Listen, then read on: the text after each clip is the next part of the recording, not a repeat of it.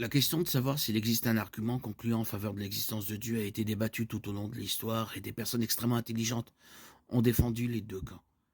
Ces derniers temps, les arguments contre la possibilité de l'existence de Dieu ont pris un caractère militant qui accuse quiconque ose croire en Dieu d'être délirant et irrationnel. Karl Marx affirmait que quiconque croit en Dieu doit souffrir d'un trouble mental qui entraîne une déficience intellectuelle.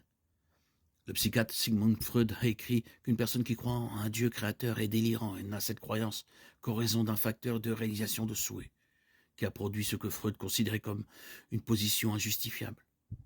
Le philosophe Friedrich Nietzsche a déclaré sans détour que la foi équivaut à ne pas vouloir savoir ce qui est vrai.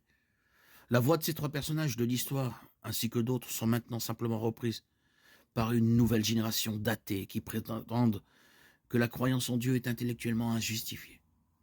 Est-ce vraiment le cas?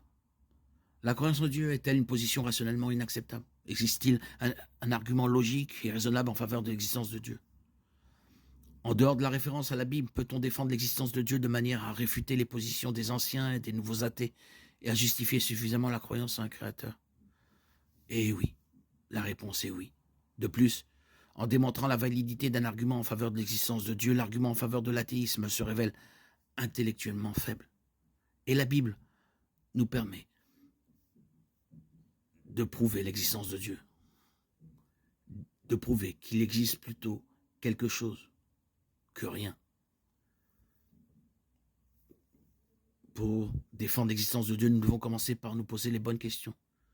Commençons par la question métaphysique la plus élémentaire. Pourquoi avons-nous quelque chose plutôt que rien du tout? C'est la question fondamentale de l'existence. Pourquoi sommes-nous ici? Pourquoi la Terre est-elle ici? Pourquoi l'univers est-il ici plutôt que rien?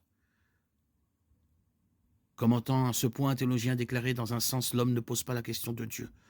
Son existence même soulève la question de Dieu.